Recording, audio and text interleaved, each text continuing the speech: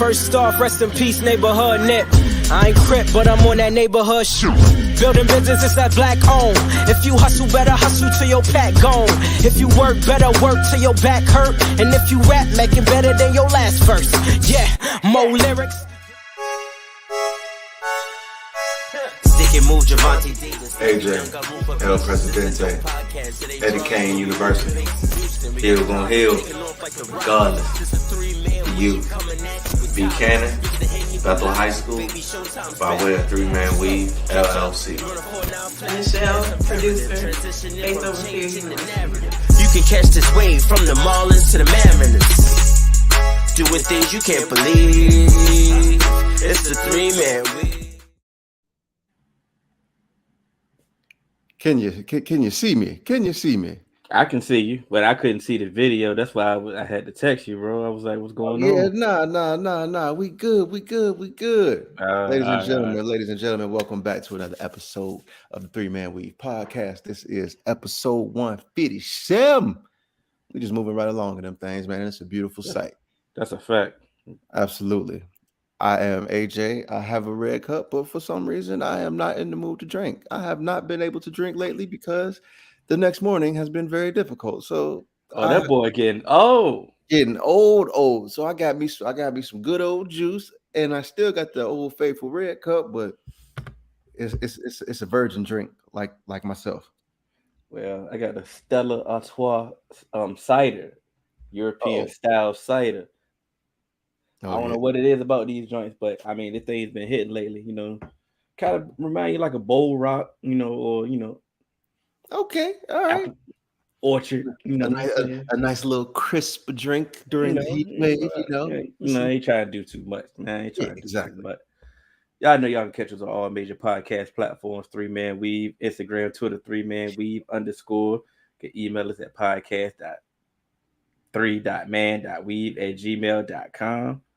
We also on TikTok and Twitch, 3-Man Weave _. I'm here. He'll gonna hear regardless, baby.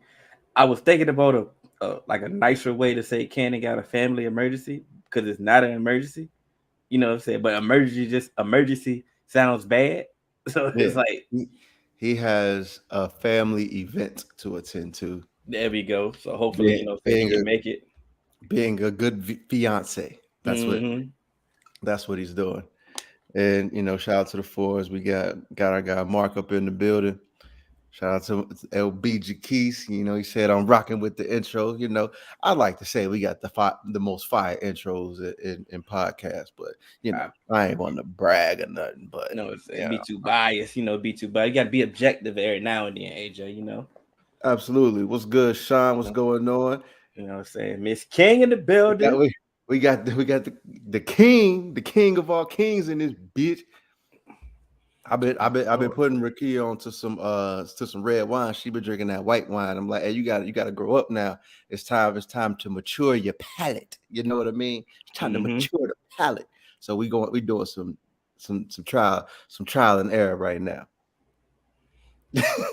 and of course, we got our guy Ross. Ross ain't going nowhere. Don't let him lie to y'all for us because he got enough shit. He want to start with Hill and myself. So, I'm sure he has plenty to say. This is one here, starting out strong. I believe it. I believe it.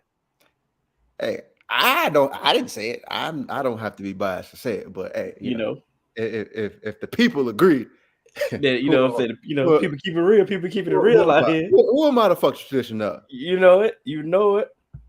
But yeah, man. So that will be off. Absolutely, that would be definitely a goal, a gem. Definitely want to try some of that cognac. You know what I'm saying? Shay Sharp. I want to get him on here. I want to get Ant-Man on here, and I need Makin. Them the three people that I would really want to interview. I ain't gonna lie. You can't top that list right there. Bro, I ain't gonna lie. And Ocho in the mix would definitely be, Oh yeah, but to me that's just a given because so yeah. Whew. This guy right here, boy. He reaching Darren Sharper levels. And that is not where you want to be. That's definitely not where you want to be. But before we get into it, our producer, she dropped down her second shirt. Oh yeah, we gotta spread a little love to Nichelle, our producer. So we go drop the What's Goody program.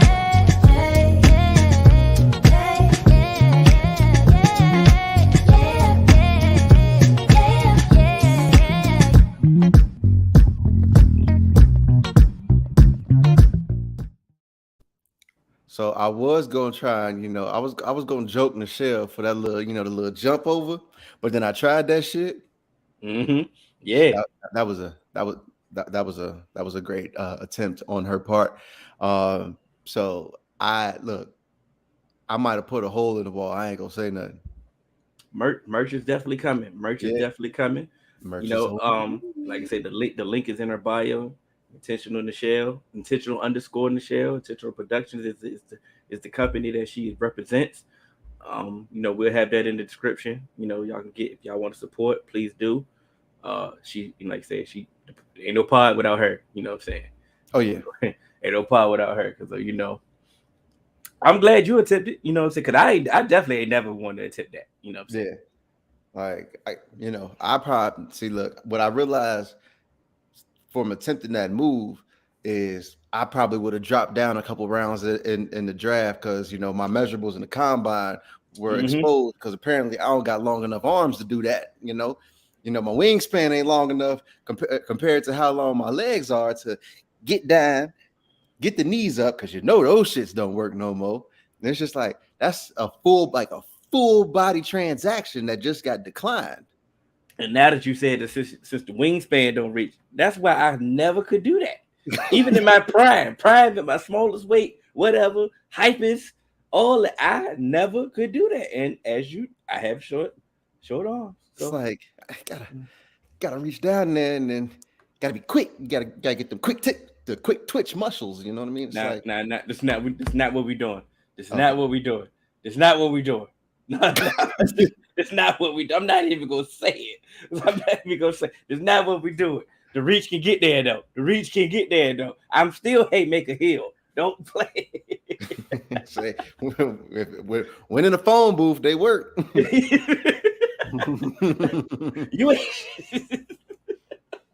When you're in that phone booth, you gotta get up close. Well, we definitely about to change the subject because what are they gonna be is talk about me time, right? But I wanted Cannon to be here because I believe it was one of his mans that dropped a list. Mm-hmm.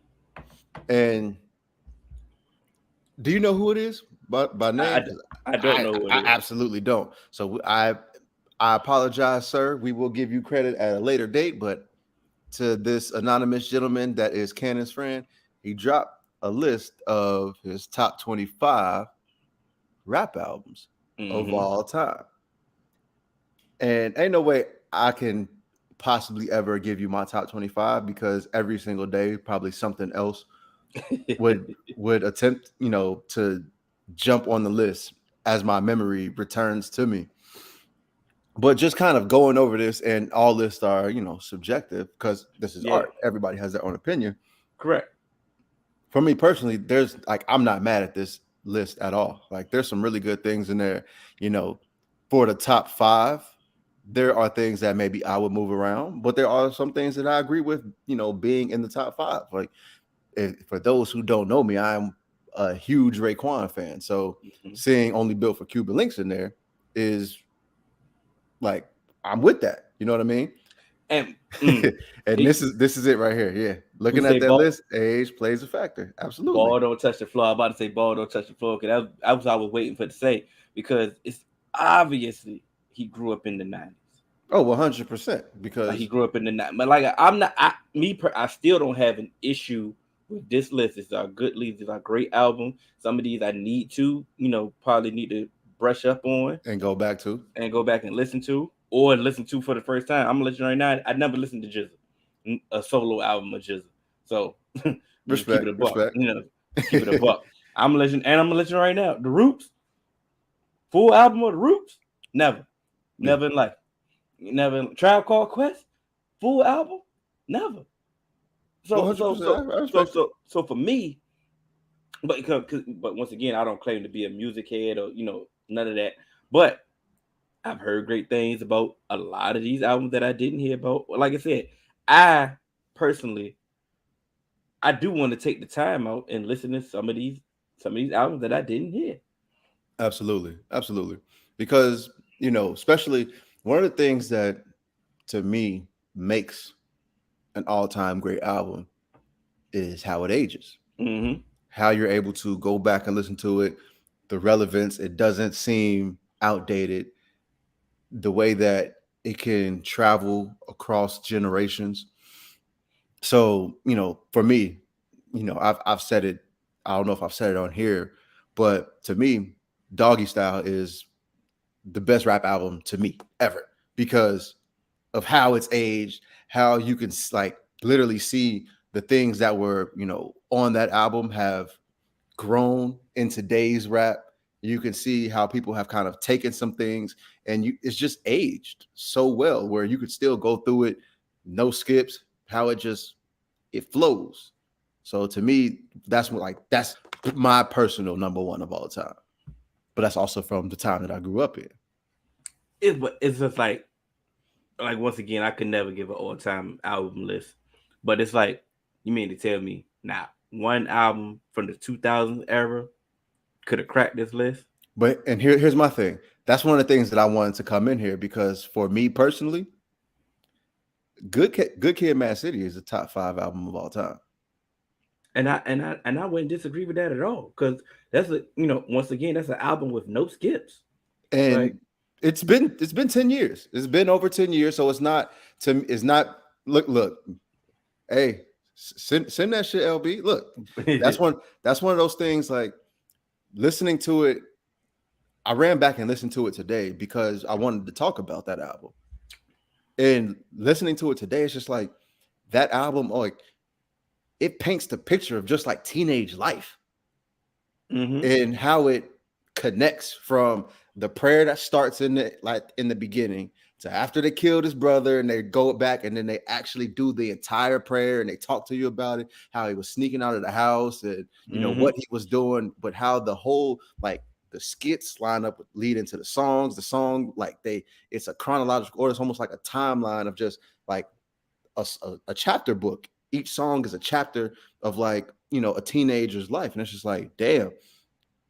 Even if you didn't, actually catch a concept in it, it's just good music in general, where it's just like you can listen to it. But if you actually are somebody who likes to listen to it and dissect it, you'd be like, damn, like this shit kind of real. Mm-hmm. Oh, this is one of the one out. But y'all have Get Rich or Die Trying on your. Me personally, hell yeah. Yeah, definitely. Like I know record sales mean absolutely nothing, but didn't that thing go diamond? If it didn't, it's damn near close. I believe it. I believe it went diamond, but like I said, that's irrelevant. That's an irrelevant point. But that thing hit the projection that it had, the promotion that it had, we was in the anticipation that album had for it to deliver. And you talking about something that can last the test of time. You play Get Rich or Die Trying now. When the intro come on, what up, gangster? Like, yeah, it's a definitely. Tone setter. It's a tone setter for the album, and like, yeah, it's definitely on. If I were to make a list, it would definitely be on mine. Yeah, and Mark coming through also with some of the late millennial draft picks as well, because as we said, this age plays a factor in this list. But from some of us that are like in the late 80s, early 90s, I think some of these things that we grew up on would have to possibly move some of these things out, because like you said, I love Raekwon. Never really been a big Jizza fan. Yeah, but dang. So it could go off. But he got where is it? What? Damn. I lost it. Oh, Tupac, Me Against the World. I'm about to ask you about that before we move on. I'd have put All Eyes on Me on there. Even if okay, cool. That's fine. I would do the same thing. I was about to say that too. But my thing is, I really want to specifically ask this person, is he a Pac fan? Right. Because for him to have, if he was a Pac fan, there's no way that you have Pac at 20 on your list. And he's regarded as being a top 5 of all time artists. You mean to tell me a top 5 of all time artist once again has an album that's in the 20s, just like Jay-Z album at 24? Like, that would be my question for him specifically, though. Well, he does have Biggie Ready to Die at number 7, so that could also be very telling. True. That once again, that could be. He might be from New York. I mean, it's and if he is, he definitely won't rock it with Pop. Yeah, but this list is top artists may not be your top artist. Yes, Mark, I agree with that, because for me, there can be times where, like I said, this is all subjective, where you can come to a consensus and be like, yes, this is a top artist, but this top artist albums don't resonate with me, as that happens with me sometimes with some artists.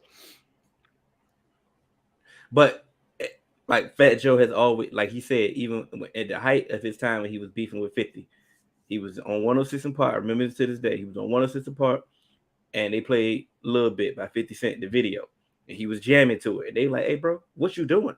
He said, hey, good music. It's good music. Hell yeah. And that resonated with me for that, because I was never the biggest Jay-Z fan growing up, in his prime. I'm like, bro, Jay-Z, but I had all his albums. I had, they hit. But right. Like I said, when people come up to me and they want to talk about Jay-Z like he's just the perfect person, I'm like, oh, nah, I'm not giving that up. But when it came to his music, I could not deny that. Right, 100%. So I use that as an example of, even if he wasn't the biggest Pac fan, Pac, like I said, his album, All Eyes on Me, even his other albums, like, these are undeniable. Yeah. In my opinion. But this is, like I said, this is my opinion, and that's it. But shout out to him. Like I said, doing the 20, all lists are hard. Let's be honest. Hard as shit. Like, it's easy to critique them. But making the list is hard. Trust me. Yeah, we've done it before. Yeah. I remember our very first list that we did. We had Jokic at what?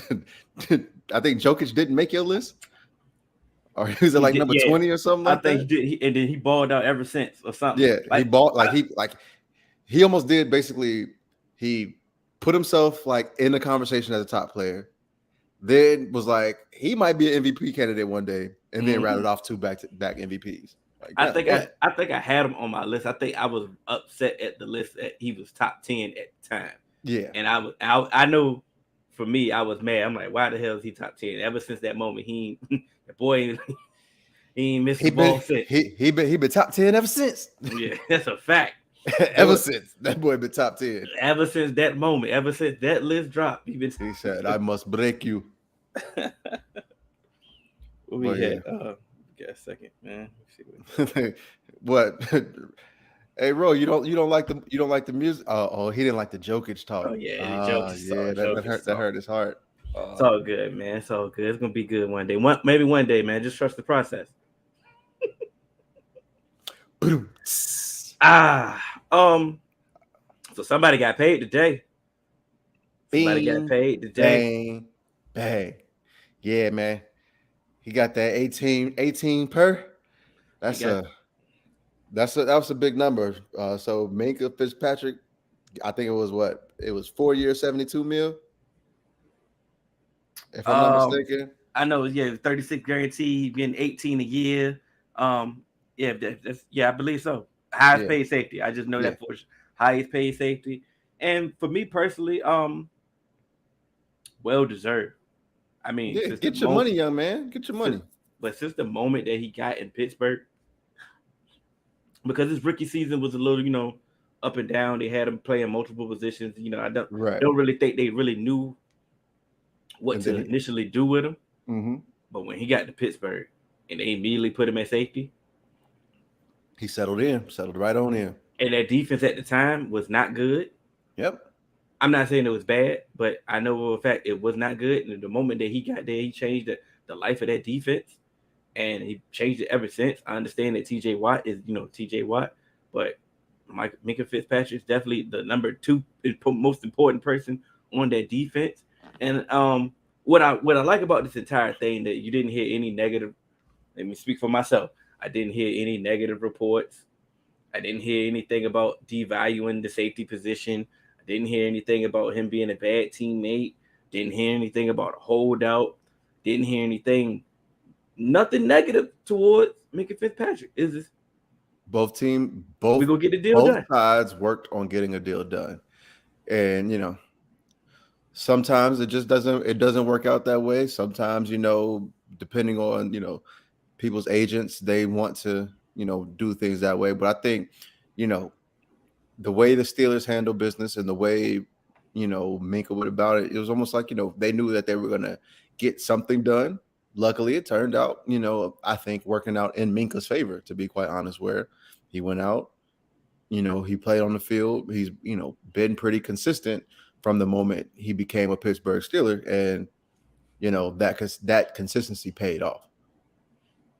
Yeah, exactly. That consistency paid off. I'm glad you said it, because you said in the group,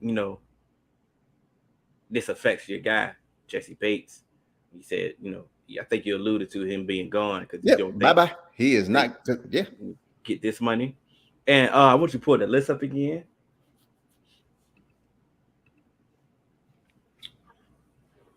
I understand that Jesse Bates is probably better than Harrison Smith at this point of his career. We know he's better than Jamal Adams. You can debate Justin Simmons. You can debate Booty Baker if you want to. You can debate.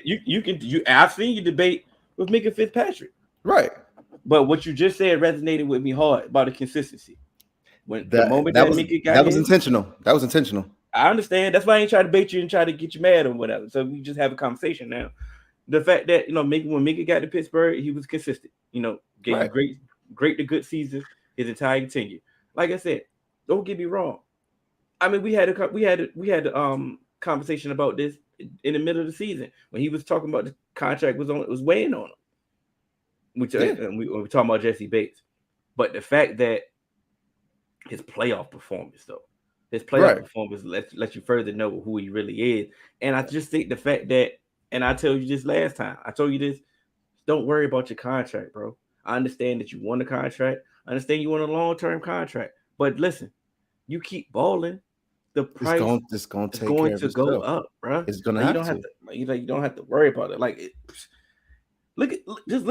These are the top 5 safeties, right? The franchise tag always does the average of the top 5 safeties. The percentage, if you get tags again, the percentage goes up even higher. Right. Again, so his bag is only going to increase. Jesse Bates, please go out there and ball out. Do not salt. Do not do anything else. I understand you're not reporting because you haven't signed your tender yet. Cool. Don't do it. But when it's time to report, don't say nothing. Just go out there and ball. And I promise you will get the bag. Right. And the thing with it is, I believe Jesse Bates might have been asking for what Minkah Fitzpatrick signed around. I think what Jesse Bates was asking was more than Jamal Adams.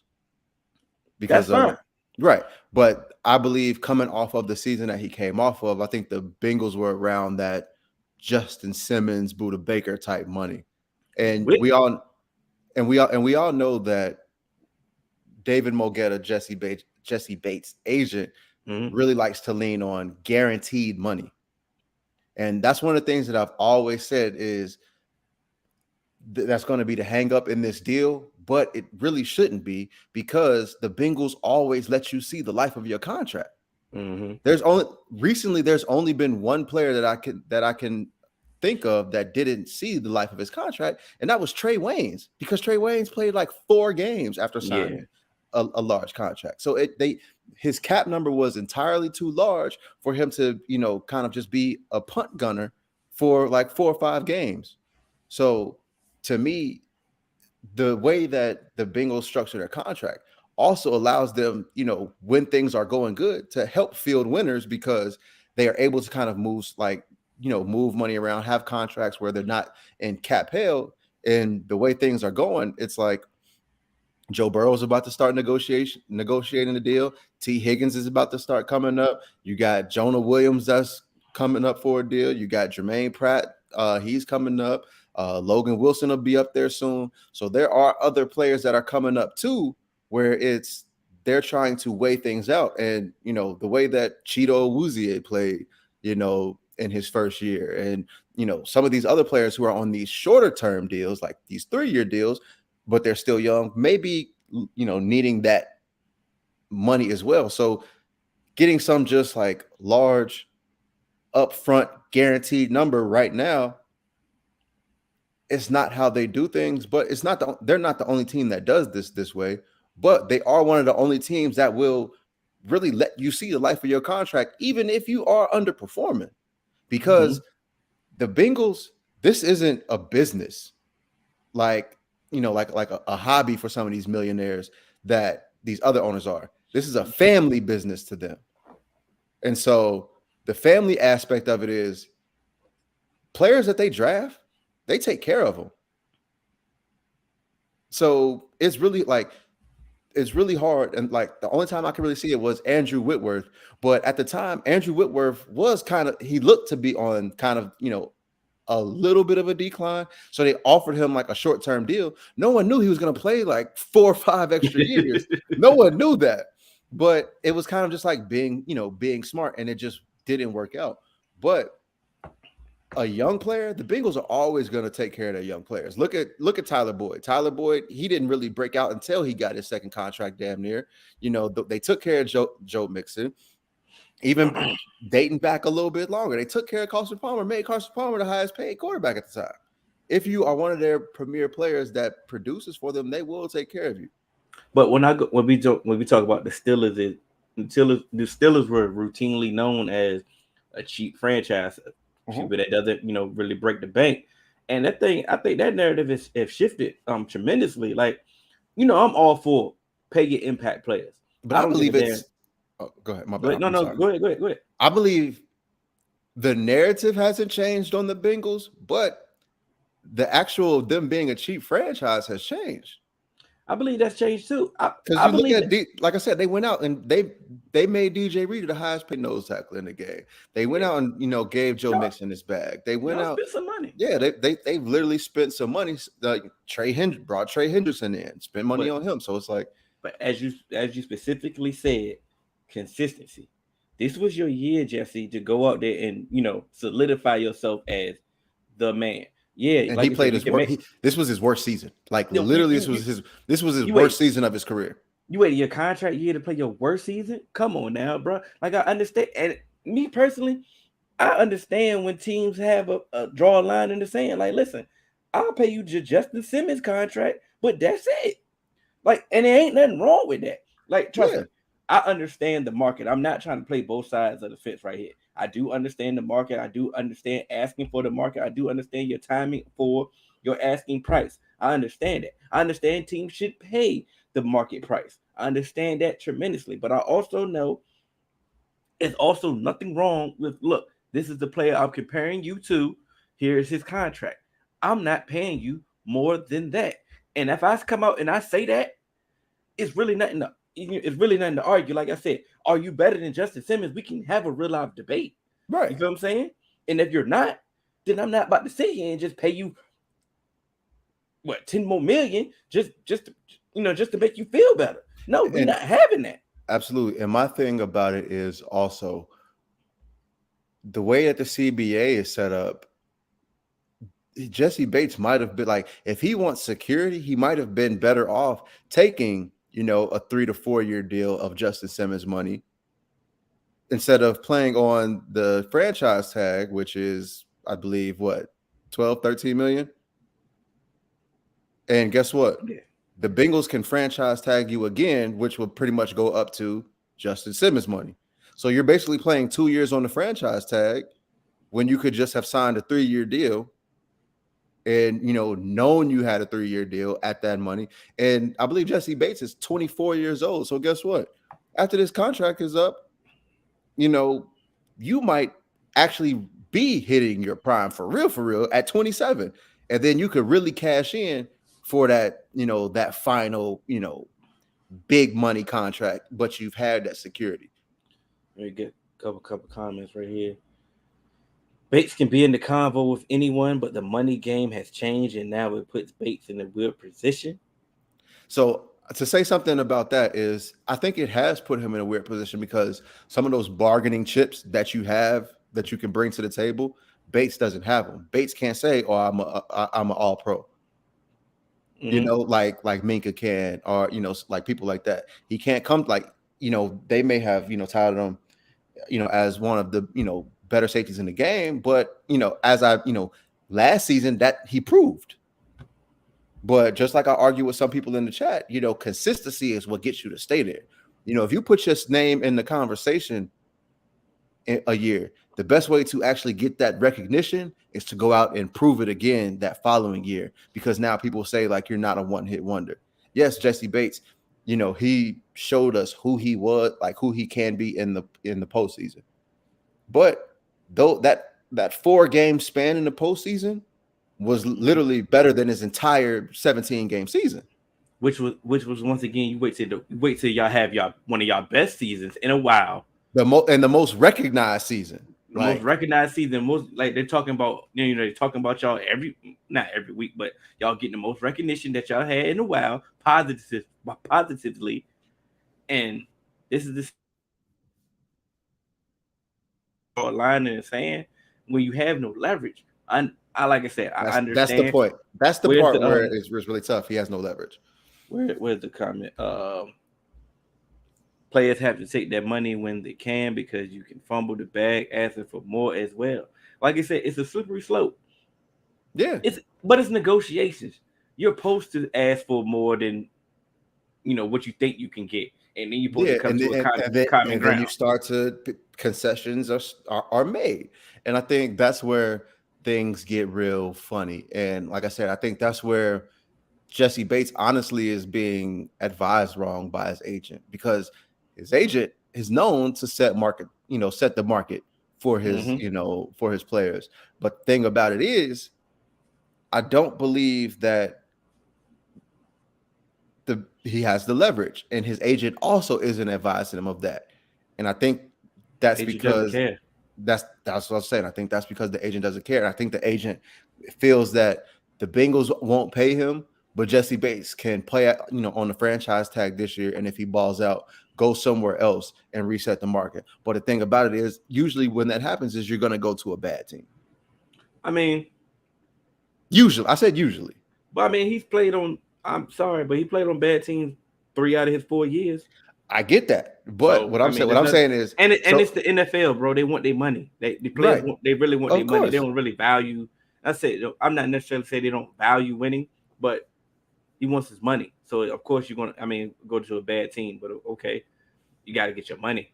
Right, but to me, that's one of the things that's kind of the cost to play the game, because that's one of the things that the good teams do. The good teams, they will pay certain players, but overall, they're gonna start weighing certain options and be like, okay, hey, can we get better here? Can we do this? And I think that's one of the things that's really going to be tough for Jesse now, is because it's like, okay, if you don't, you play on the franchise tag, we got someone in who can come in and replace you, or we can lock you up long term, and we can put him in Von Bell's spot, and you guys can hopefully form a really great young safety tandem. But we don't have to break the bank for you.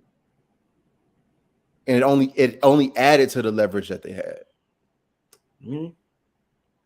Like I said, Jesse, just go ball, bro. That's all you gotta do. Go out there. Go out there. This statement right here, I want to rebuttal this one. Steelers had no choice when the competition level has been raised. They have to keep up. So spending money wasn't much. Yeah, winning isn't cheap. Oh, like you say, we got lucky in the past with a couple teams. Hell, Steelers got lucky in the past, and even then, they still wasn't really cheap. They were still paying people, right? But once again, winning isn't cheap. Like I said, people have been bamboozled by the Patriot way. Like that wasn't cheap either. Y'all not, but and even still, y'all not Bill Belichick. The Patriot way was like certain people, like in this situation, Jesse Bates might have been cut, but the offensive line ain't gonna be cheap. Certain players on the defense aren't gonna be cheap, but Bill Belichick is like, okay, if you want top of the market money, I'll just get somebody else in here that can do one thing really, really great. That's why they had Patrick Chung in there for like 37 years. It's like, all right, we'll just get Patrick Chung in here and he'll do exactly what he needs. But like you said, but the Steelers have always paid the impact players. Oh, 100%. It's been a few that they've let slip away. But majority of the time, they paid their impact player. Now, the only position I can routinely say that they'll let a receiver go. Oh, 100%. They're one of the best teams to just find another receiver just to replace you. You know? I think the two best teams that find the receivers are in the same division. Yeah, I think it's us and the Steelers. Like those teams are always gonna have receivers who can make shit happen. The funny thing about it is that y'all pay y'all receivers to keep y'all, they keep it going. Keep it going. And it's been since Plaxico, Emmanuel Sanders. They found Mike Wallace off the scrap heap. Randall L. Mike Wallace. Like I say, they have a long list of K-ass. And we gonna replace you. We're gonna replace you. So I say that to say this: Deontay Johnson better just go ahead, just ball out, bro. And get paid somewhere else. Get paid somewhere else, because don't expect no check from the Steelers. They made it clear. You seen what Juju did? You see how he had to come back. Juju should have went to the Chiefs last year. That was the first mistake. That's what I said that on here. He should have went to the Chiefs last year. I know. I said y'all don't pay y'all receivers. Did I say that? No, I thought so. I said y'all pay y'all impact players, and like I say, AB was the only one that significantly got paid because he was AB. AB and Hines Ward, of course. But we're not about to go back that far. But yeah, they like I say, that's funny. But I mean, yeah. But I think it's gonna be okay, man. It's gonna be okay. It's gonna be okay. I didn't say I know you was about to. I said nothing. You was about to. I said nothing. But Deontay Johnson, you might. Oh yeah, you out of it, dog. You better. Hey, don't let that contract shit get in your head like Jesse, boy. You better go out and ball out because you own the market. You paying for a contract elsewhere. But the funny thing with his resume, aside from the drops, he does have a drop issue. But with his resume, kind of fixed that last year a little bit. Correctly. If he has another good year,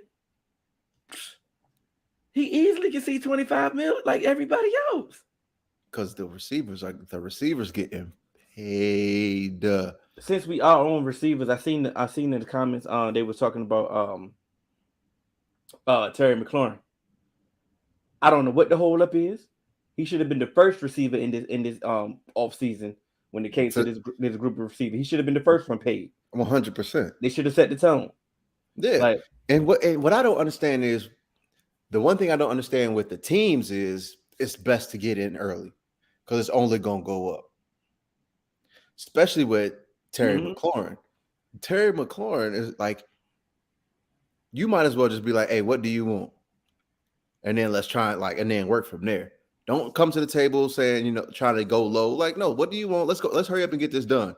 Because probably what he's going to ask for now is only going to go up there because he's like, oh, this is what top dudes is getting. Mm-hmm. And he's going to be like, hey, bro, I've been playing with 3 downs of ass. Mm-hmm. So I need to get my check because my numbers would be way better if I had some of these other quarterbacks and, a little more grip, a little less lit. Like it or not, I'm the best nigga you got. We've reached our quota. I had to do it. It was a little late, but I was gonna hold us down. But the thing, my thing is though, and I think for the fact that how he is, he's not one of those rah-rah type receivers. I think that they would have if they would have came to him early in the game, they could have got him signed way cheap. They could have got him cheap. They could have got him for less than what AJ Brown got. Yeah. They Definitely. probably, I think the moment that they seen Christian Kirk, whatever he got, they should just say, "Hey, here you go. I Here you go. get $2 million more than that. Here you go." But like I said, now his price is about to go up. The more and more, you know, DK waiting, Yeah. Debo waiting. You know, Debo gonna go crazy too. but listen, and you know what's crazy? Listen to the list of receivers that we just named: Terry McLaurin, Debo Samuel, DK. That's it. Deontay Johnson's numbers is up there with him, but he's not. He just don't receive the accolades like they do. Yeah. You know, it's crazy. I mean, he has an argument to get paid. Yeah. So that's what I'm saying. He better do it. You better hope. But I do see in the comments that they saying that he's on a prove-it year. He will get paid if he balls out. Me personally, I just don't see it. I don't see it from the Steelers. Got Claypool. Who they draft this year? From Pickens. You drafted Pickens. You drafted Calvin Austin. Y'all drafted 2 wide receivers.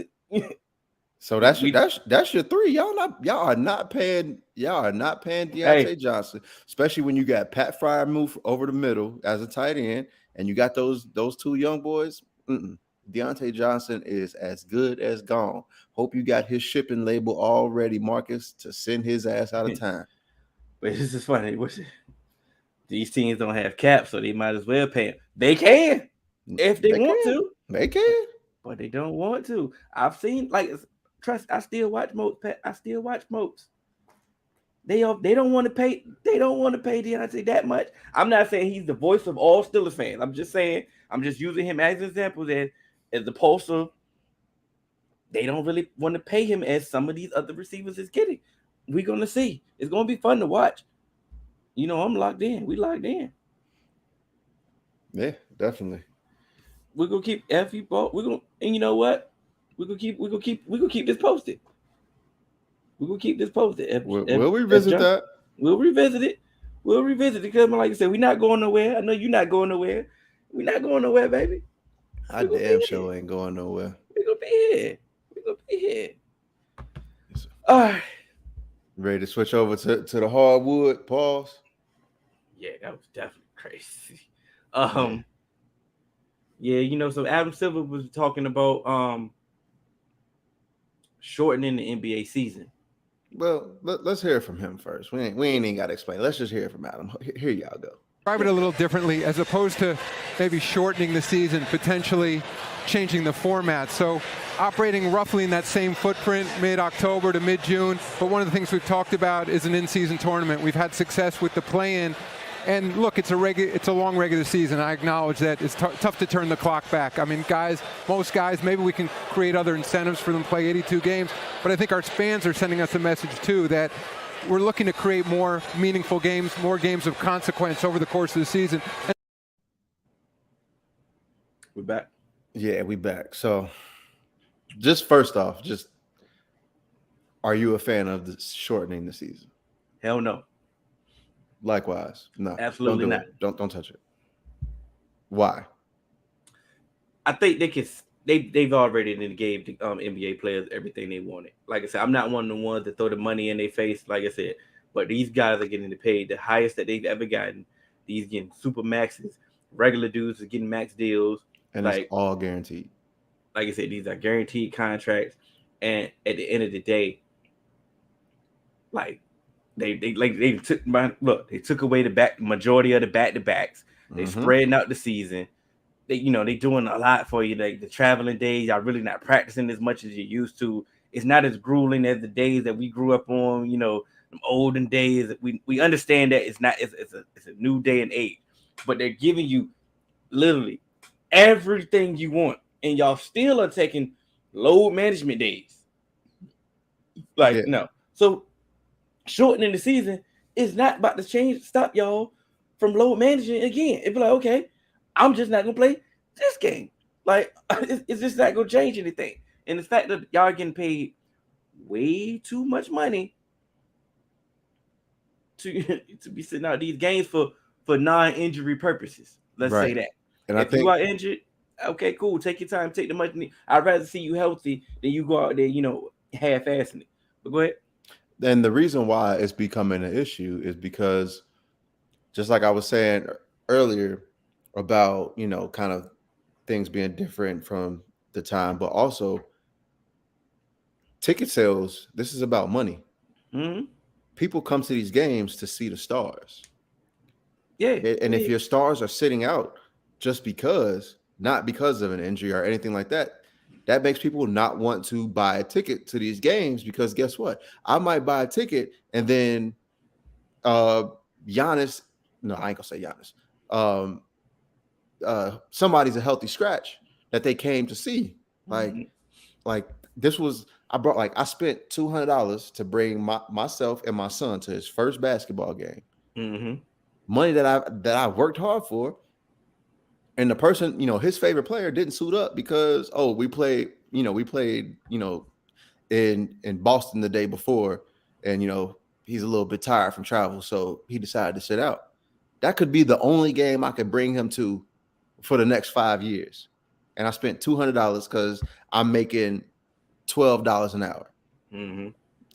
Fuck that. I can watch on TV. You know what I mean? So you're robbing some people of the experience. And I know, fuck the fan, but no, this is a part of revenue, and that's one of the things that they need. So it's like, yo, you're fucking up revenue. Y'all are making, like, y'all benefited from all of the deals that we've made, and now Now you y'all guys taking are, away from us. and now you're hurting us. And what I will say is, they're gonna be fucked up when they start putting clauses in these contracts, about minimum games to get a certain amount of money, amount of your money, and they putting percentages in there and shit. So they better kind of start bucking up and doing what they got to do for this. I think my point is, and I hate the fact that he said what he did say. I think I did like what Adam Silver was saying, but I think what I hated the most was maybe we should incentivize them playing the all 82 games. Why, bro? I'm giving y'all, some of y'all getting 200 mil. You know what I'm saying? Right. That's all the incentive right then and there. And that's my thing. Like, you have the incentive to play the games, and guys are still not playing. That is the problem, because once again, like I said before, if they start, just like I said before, like when I said these owners might start resetting this wide receiver market and drawing a line in the sand and be like, we're not gonna get this to you and stuff like that. These NBA teams could possibly do that too and start resetting this max contracts and what the deals that they gonna start handing out to people, because like, you don't even, like, from your track record, you're playing 50 games a season. Nah, I need more than that to give you $200 million. Now, the fact that, like I said, were you a fan of the play? You wasn't a fan of the play-in tournament, right? I was not. You wasn't a fan of the play-in tournament. I don't think I was. I don't remember my initial stance with it. I know for a fact that the play-in tournament has been okay. We have, play-in tournament has served its purpose. Right, and it's given us excitement, and I'm still not a fan, and I'll explain in a little bit. That's fine. Now this incentivize this tournament in the middle of the season that's gonna cause impact for the season. I don't know how that's gonna work. Initially, I do not like that idea at all. But once again, it may work like the play-in. Who knows? I'll subject to change once we see it happen. But my thing is, why don't you just start the season off earlier? Either start it earlier or start it later, and just spread it out. First off, I was about to say spread this thing out too, but I don't know if that was pause worthy. It's pause worthy. Spread the Chiefs out, man. But no, either, like I said, for my whole point is, either start the season earlier, spread it out, or start it later. Still spread it out. Push back the draft. Push back summer league. Or probably can keep summer league the same, because like you said, the people that's playing summer league, they damn sure ain't in the playoffs. Yeah, it's some other ways that you can do this. Like you say, there's other ways that you can do it. I do understand that 82 games is a long season, and I would rather have my star on my team. I would rather have him in the playoffs than the regular season game. But I'm of the mindset of my team as being a contender. You feel what I'm saying? So I want you in the promised land. But I'm also not a person that's going to so many games. So it doesn't affect me if they doing load management. I understand that. Okay, cool. I'd rather have you in the playoffs. But it's other ways that you can go about it. It's other ways. Here's my thing. This is where y'all get paid. If you guys this is where you should really devote your time and energy.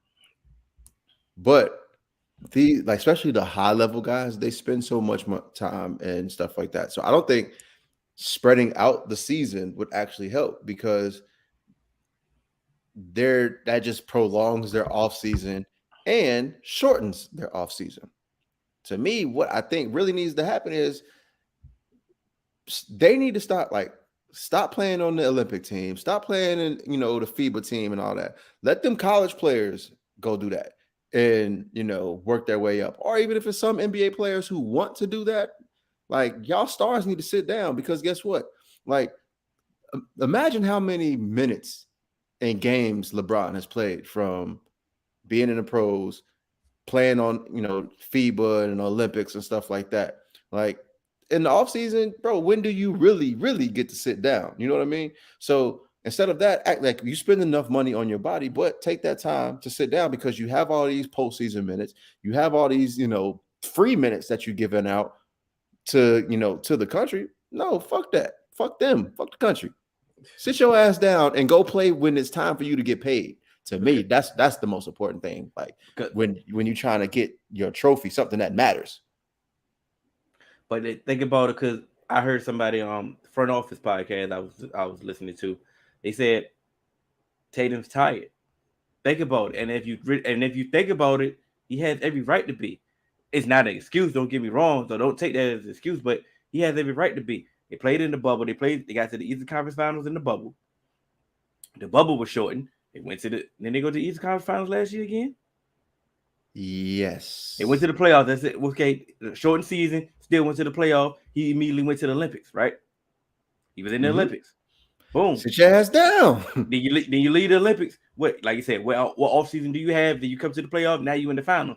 Like you said, no off season. But my thing is though, if you start this season in December, we can't end the season in July. What's the problem? What's wrong with that, AJ? What's the issue? I mean, you can start the season in July. I mean, end the season in July. But to me personally, it's what's wrong? I don't believe Summer League. You still got the draft that we don't care about. We don't care about the NBA draft, to be quite honest. Man, they could have an NBA draft during the goddamn season for all I care. Do that shit like the WNBA and basketball. I mean, in baseball. I'm just saying, like you said, it's not really affecting anything they do. Free agency. How long is that? That's what I'm saying. To me, the only thing that needs to happen is really is an off season where everybody can sit the hell down and recover and be ready for the next season. I don't that's all I'm saying. Because the season normally starts in October. Preseason starts in October, and then the last week of October, the season usually starts. And that's new, but that's because they started reducing the back-to-backs. So that's why they started so early in October. For that reason. Let me see. Hold on, my guy Sean is here. I think they need to shorten the regular season. Also, the first round of the playoffs does not need to be 7-game home series. Doesn't need to be a 7-game series. To me, I think because of the variables and stuff like that, I think I get what you're saying, but I think they like to keep the 7-game series, because that's the reason why people wanted the 7-game series, is because of it gives a team a chance to make some noise and have an upset. But also, that's also my point of why you don't need the play-in game. You don't need the play-in game because you've had this entire season. 82 games is plenty of time to prove where you're gonna fall, and it cuts out the variation. And in general, basketball is one of the sports that there is the least amount of variations from, wins and losses. Normally, the good team, like the better team, is going to win 80+% of the time.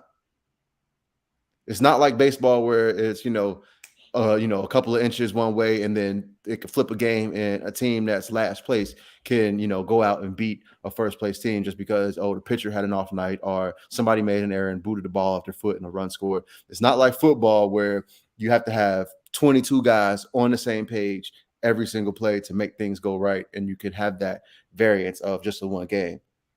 There's so many games in basketball, usually you fall in the pecking order where you performed.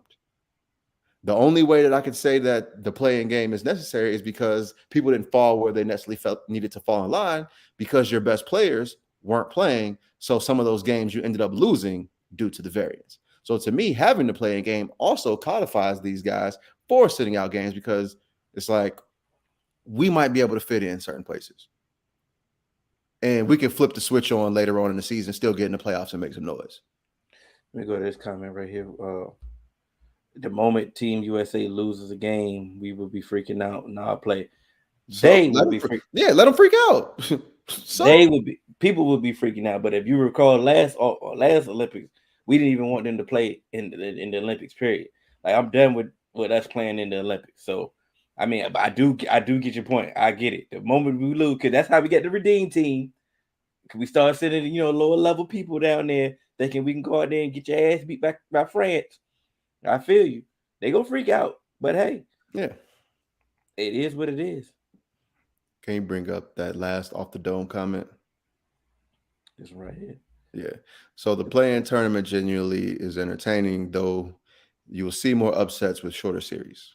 People don't want to see upsets. This ain't football. People want to see the stars. People come to the NBA to see the stars because, you'll see it like if you see a number one seed get upset, usually that 8 seed that made it, they ain't gonna make it out the next round. Just to be frank, the only way I can see it happen is if somebody, a team that was projected to be a top seed had some injuries and then they came back, and so later on in the season they vaulted themselves. But outside of that like the better team is going to win majority of the time. The only time you really gonna see is when you get to those middle series when it's like a 4-5 matchup or a 3-6. Like, what was funny is remember the We Believe team, the Warriors team, when they beat the Mavericks. Mm-hmm. Everybody was hyped. Oh, they beat the Mavericks, and then what happened in the next series? Got that ass washed. It's only a story for that moment. And that's what I'm saying. This ain't the NCAA tournament. Cinderellas ain't gonna make it that far, yo. I get it. Like it's the story. That's what I say. It's like it's 82 games, man. Like it is what it is. And we in a microwave society. Like I said, it'll hit for that week. Let's say that for that week. After that week is gone, they get to the next series and they lose. The Mavericks just traded for Christian Wood, and so Dallas gets Christian Wood. Houston gets the number 26 pick and Boban. They only gave up Boban and Trey Burke. And Trey Burke. That is crazy. That's crazy. That's crazy. You only get. Oh my god. And the 26 pick. But it's the 26 pick. Who give a damn about the 26 pick? That's what I'm saying. Get Christian Wood, somebody that's versatile enough to play with Luka. Like he's not a star enough to take away from, but he's versatile enough to play with Luke. Oh my god, that's crazy. That's highway robbery. Come on now, that's scary. That's crazy. That's crazy. Poor Boban. Yeah, that's crazy. Going into Houston to do nothing. Go to Turkey Leg Hut. Man, they really got. Hey, you know what? And if they re-sign Jalen Brunson, they're going to finally be a free agent destination, which I never understood why they never were a top free agent destination for the team that was, consistently, just a good team, just waiting for somebody to take them over the top, So what I will say is Mark Cuban, he hasn't been the greatest at roster construction. Is it his fault? He be trying. Like, I mean, They positioned themselves numerous years to get max players, and they don't come. You know what I'm saying? So when I position myself to go get these dudes and they don't come, then what I gotta do, bro? Like, you know what I'm saying? I'm not don't get the twist. I'm not caping for them, but they've tried. Like, they've tried the traditional way of the way other NBA teams position themselves for max players. They just don't get them. No, I 100% get what you're saying, but a lot of teams, like, that word in the NBA gets thrown around like What? it, like free agent destination. Is there any free agent destination truly in the NBA? Because like, yeah, where Miami. Free agents go to Miami. But okay, I think that's it. Oh, I know. And Like, I know especially go to your point. I understand your point. Because I was gonna say, like, the teams that we think are the big market teams that should be an NBA destination aren't truly like NBA destinations. Like, you would think the Knicks, no, that Knicks been trying to get somebody since Jordan. The Lakers, no. We hit a like, miss. We hit a miss. Like, that's what I'm saying. So like, you guys get some people, from time to time. Boston, they usually do homegrown stuff. Philly, they've been trying to be homegrown. They may get somebody, from time to time. Houston, I won't call them a free agent destination. And Chicago, I can't really say that they're just a big free agent destination. We understand your point, because just like Mark is saying, most teams aren't free agent destination. Like, it's literally about who's gonna get paid and how's the roster looking. But you have to become. All you have to do is become good. Yeah, just because when was Golden State a free agent destination? Now dudes can't wait to get to Golden. Some of these specific players can't wait to get to Golden State. 100%, because it's the way that the roster is constructed, the way that the system that is being played, and the way that the front office works. No, the Lakers are not a free agent destination. I'm sorry, I can't allow that, Mark. So Mark says the Lakers are a real one, Miami and the new Clippers and the Nets. No. See, but I understand why it feels that way, because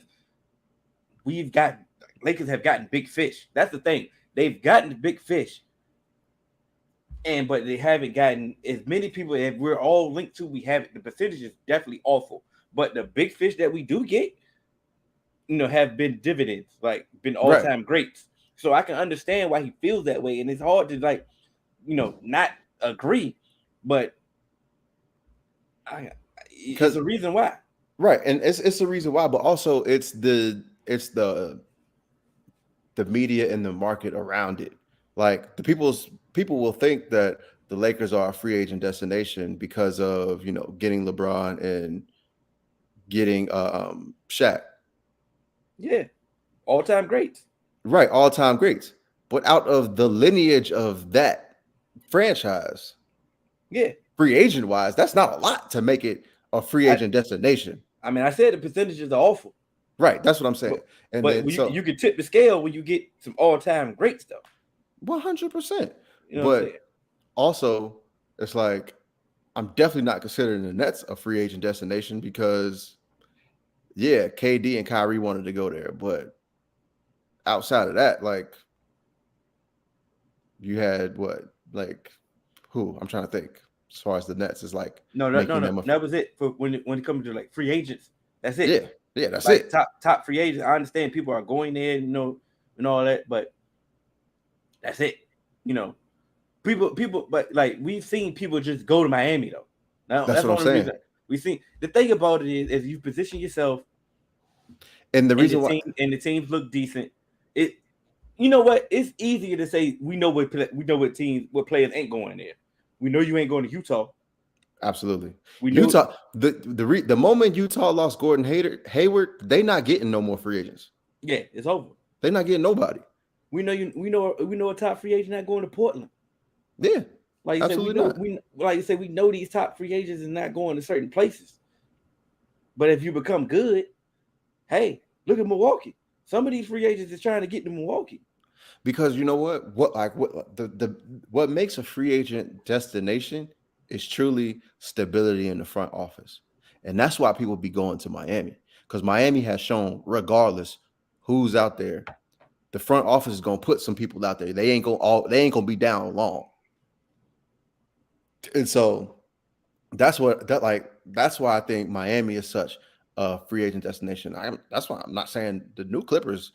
It was The Lob City days, they were free agents were going there. Not necessarily the top free agents, but like that's my point. It wasn't the top, but then also it's like it wasn't like just they bit like they're the Clippers, and so it looked like they started having stability and they had a chance. So that's when they became like a place like, oh, let me go ahead and see what I can do here. Because it looked like this team is going to be good for a while. They've made some good draft picks. They put together a really good roster. Mm-hmm. It's not just people ain't just signing somewhere because of the name on the jersey. Like last time, like it was LeBron and Carmelo the last people to do that. LeBron went to LA and then Carmelo wanted to get to New York so damn bad. I think the funny thing about it is that I think that we're missing. Not that we're missing is. We do understand that the players have the power. Players have taken over a lot of power. Players have executed a lot of their power. But the front office is still important. The front office structure is still important. And how you build and utilize your roster or how you're going to go about it is still important. So, for example, like say, Christian Wood might have never once again, he signed with Houston, right? As a free agent. I believe so. Yeah, I believe so. But I mean, they offered him a lot of money and probably more money than at the time that the Mavericks had because they had Porzingis on the books. So who knows? I'm excited about that move. That's a move. But who did you go? Like you didn't give up nothing, bro. Literally, Trey Burke and Boban. If they re-sign Jalen Brunson, which all reports have indicated that they are willing to give him what he deserves to stay. I'm actually a little nervous about the match because at first I wasn't really nervous. Shit, you know I am. You was nervous. But I understand why you was nervous. But for me personally, as a contending team, I'm like, oh yeah, they'd be cool. Make the playoffs cool. It's cool. But now, and I understand that Christian Wood is not necessarily the household name, but it's about fit and pieces. And he can hoop. He's versatile. He is versatile, and he fits well with this team. They don't have to stop nothing that they doing. Man. This is the part. Let me talk about. Where nowadays forcing trades by stars are the new trend instead of choosing their team in free agency. Which is another thing that the owners got to stop. Sit your motherfucking ass down. I don't have to trade you just because you make a request. Like that's the part I don't understand when these people some of these players. Oh, I got power and I can execute. Prime example. They said the report that Bradley Beal was he requested a trade, and I said, how the hell is he requesting a trade? He an unrestricted free agent. So you mean to tell me he just wanted to sign the Supermax? He wanted to sign the Supermax with the Wizards, and then y'all trade me? I'm not doing that. I'll sign and trade you all day, and because once again, the sign and trade benefits me. I'm not gonna lose you for nothing. But what I'm not about to do is, it's just fold under your demands when I don't have to. Yeah. When we talked about when Harden wanted out of Houston. All of a sudden they were like, oh, well, he the only trade destination he can go to is Brooklyn. Why the hell is that? The only trade destination is whoever I want to trade you to, my boy. Yeah. And then once again, when it came to trading him from Brooklyn, it was just him for Philly because he wanted to go to Philly. That's it. Nah, I wanted we understand that both teams. That's one of the people I'd have sent to Utah. I'm sending your motherfucking ass right to Utah, boy. Go be miserable. Mm-hmm. I'm sending you where you ain't gonna be happy at all. That's one of the things I like about that. Well, not that I like. That's one of the things that the NFL owners do. They'll send you. All right, okay, you want to go? I got you. Well, speaking for my guy, Sean from Off the Dome Sports, sports and trades. It's reported that's the only reason that Zion wants to get a deal from New Orleans, so he can force a trade up out of there. Which once again doesn't make sense. Like, bro, if I sign you and I don't want to trade you, then bro, you can sit at home. You can sit at home with John Wall and get paid. I ain't trading. I can be petty. Big bank take little bank. And here's the thing. To Sean's point, keep playing. Watch what come up in this next CBA.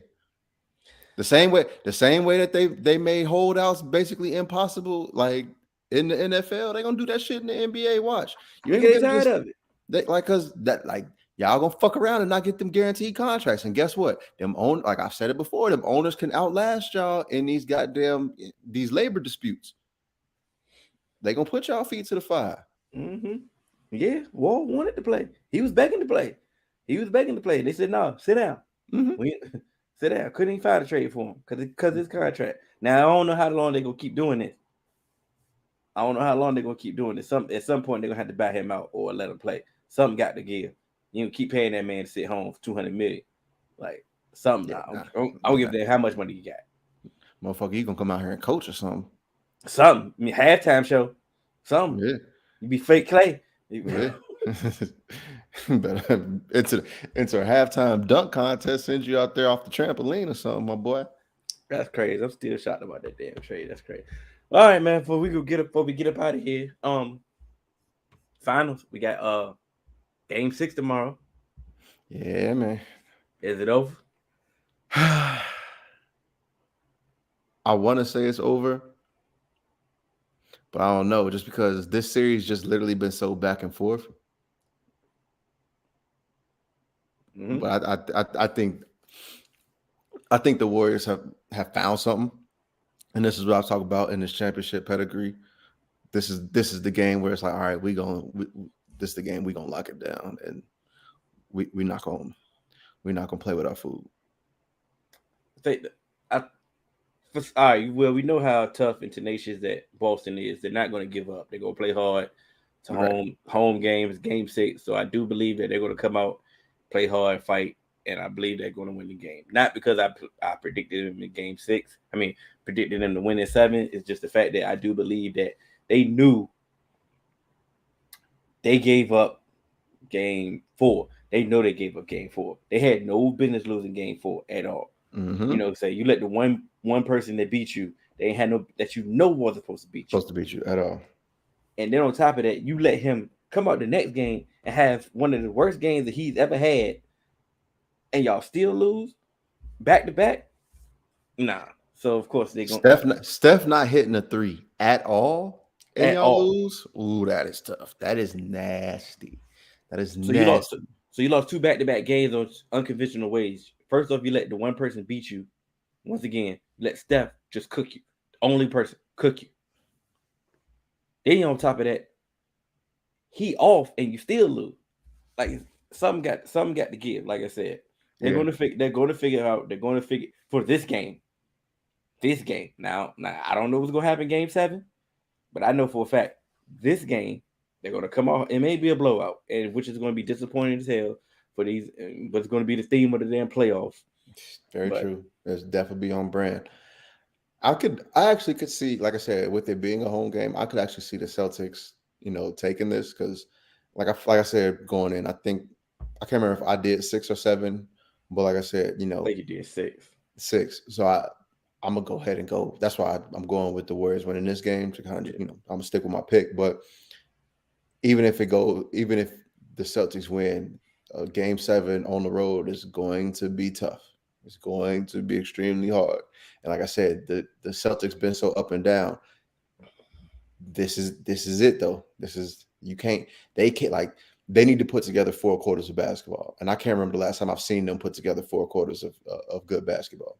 Even when they won. Yeah, like that's what I'm saying. Like, I don't know the last time that they've put together 4 quarters of good basketball. And that is the only way that they're gonna win. They need to come out and it almost seems like they come out of halftime and they're not focused. I don't know what the fuck be going on in there, but they need to be focused from tip, God damn it, pause. But they need to be focused from the beginning to the end of the game. That's what I'll say. I think they will be. Like I said, once like I said, it's desperation. Like I said, you lose, ain't no, you say you lose, it's over. So let's read this. Zion doesn't want out. That's a false narrative. If you say that about him, then you should say that about Luka. There's nothing great about the roster around him. They're solid players, but nothing great. Okay. The rebuttal of that is Luka has made the playoffs like consistently. It was like his third season, right? Yeah, but third season in the playoffs. Yeah, consistently in the playoffs though. But like consistently in the playoffs. Yes, I understand players wasn't around them. Great players wasn't around them. I get it. The roster wasn't it. What the hell has the Pelicans done? Like with Zion, they actually played better without him this year. Like it's almost as if the Pelicans could be, if they wanted to, they'd be like, we don't need you. Like, you're nothing but a distraction. Like, now it almost seems like, the narrative may be false now because Zion's seen what the team did without him, and now he thinks, oh, we can, have a chance. But like I said, there was nothing that gave us any indication that Zion wanted to be there. All the reports came out that he wanted to be gone. And now, just after this playoff run is when you started hearing, oh, yeah, I want to be here. I like it here. And on top of that, we were just using it as an example. We didn't foregone conclusion that say Zion's about to sign a max contract. I mean, about to sign a max contract and say, all right, trade me to the next. Like, we didn't say that at all. It's just the fact we just used that as an example because it was your team. Sorry that hurt. But I ain't sorry. Toughen up, Sean. Yeah, but this is the funny one where teams aren't going to accept the trade for a player that isn't a destination for that player. The Pelicans wanted to trade AD to the Celtics and others, not the Lakers, but other teams lost interest. He didn't lose interest once again, but he did. That's when you have leverage. When I say I'm not going to resign with you, then don't trade for me. That's when you have leverage. He was on the last year of his deal, and he made it clear that he was not going to resign with that team. So why would I make a trade for that player if I don't have no security of you going to resign? Yeah, I can gamble like the Raptors did with Kawhi. But Kawhi and what was it? OKC with Paul George? Yeah, but he did resign. He just pulled a whole move. Yeah, that's what I'm saying. That's what I'm like. He said they gambled. They gamble, and sometimes it's like you gamble, and you like once you get there and you show that you got a chance, that's all it takes. But they didn't have to trade him to the Lakers. They could have traded him to the Celtics if they wanted to make that deal. Once again, he made it clear that he wasn't going to re-sign with them. So they said, hey, we're not going to do it. Some teams gamble, some teams. And I had mentioned it a while, like when that was a rumor. I would have said I would have been packaged Kyrie and somebody and sent their ass for AD because that would have made them a championship contender at that time. It would have boosted them up earlier. But for the example that we used for Harden had years left on his deal. Mm-hmm. As we can see, he had 2 years left on his deal when he asked for a trade out of Houston, and they said, "All right, where you want to go?" You know what I'm saying? People have leverage. We understand leverage. I'd have got Donovan Mitchell and Rudy Gobert and 2 draft picks so goddamn fast.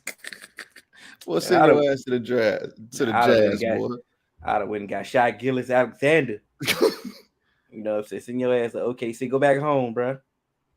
Nah, OKC too close to Houston. I'm sending his ass to Utah. Goddamn it. I feel you. I definitely would have sent him to the most miserable place in there. You know I wish the Vancouver Grizzlies was still a team because I'd have sent his ass there. Well, back to the finals. How you feel about the finals though? Because it's going to be over by the time we record again. It's been cool. It hasn't been one of the more exciting ones. I can say that for sure. But it is good to kind of see, like, I hate that I keep calling them a young team, but like the kind of like established team in the Warriors and that ascending team. That's what I say, the ascending team and the Celtics being here for the first time. So it's kind of good to see that dynamic, but just as basketball goes, this hasn't really been that exciting of a finals to me. Thank you, Rakia.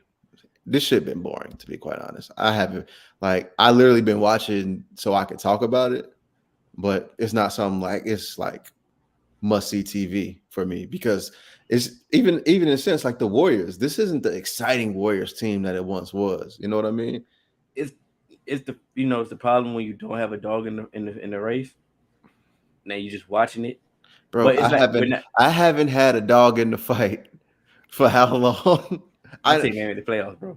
That's what I'm saying. I haven't had a dog. I haven't had a dog in the fight a round for a long time. For a long time. Oh, you talking about? You talking? I'm talking about my team. Yeah, I thought you talking about this year. I just talking about specifically. I'm talking about. I know you talking about for life. Yeah, I'm talking about in general. So that's what I'm saying. So it's just like I'm used to not having a dog in the fight, but I even been I'm a really big Steph fan. Like I like watching Steph play, but it just ain't been it this year.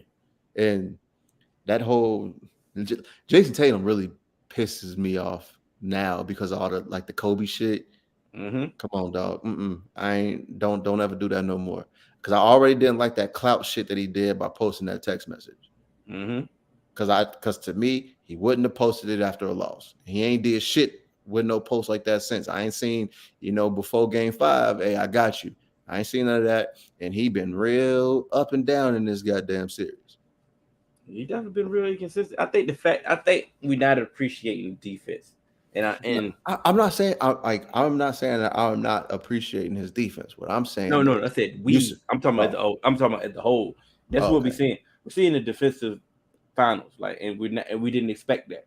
But it's actually been ugly too. Like some of these turnovers ain't truly just good defense. True. That's also. But it plays a factor though. It gets you rattled, and like you see, you're not playing. It's just like football. When I see you the blitz, and next thing you know, when I was in the blitz, you anticipating the blitz, and you still throw a mess up pass. Seeing them ghosts. You seeing ghosts. It's the same thing. Like when defense, when defense happens like that, and and it's tough defense, like you said.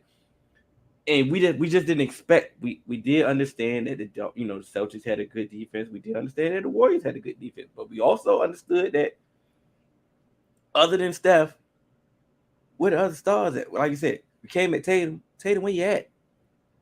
Where you at? I understand, Jaylen Brown. You've been doing your thing. I can't really come at you for sure. But I mean, hey, Clay, hell you doing? Because it ain't been pretty. And that was my point of saying this ain't the Clay that it once was. Like you said, other than Steph, like you say, Steph is showing out. I mean, Wiggins is balling. Wiggins is definitely balling. They finna get him the Finals MVP over Steph. You know what I'm saying? They ready just to rig that up. I mean, I can't wait to see the uproar if that happens. That's boy. Who the hell voted if that's the case? Yeah, that'd be wild. But it should be a tough, hard fought game tomorrow. So we gonna see. And we gonna end with that because I know exactly why he said it. Yeah, definitely. That's a good one. It's boring because the season's been dragged out. It has been too long. Michelle's here. It's time to go. Bad boy. Oh, he done had 2 of them. He feeling good. It's just silent, bro. Don't do that. All right. For Hill, I'm AJ. Mm-hmm. Shout out to B Cannon. Cannon shot you, and we out. Shouts out to the Fours. Shout out.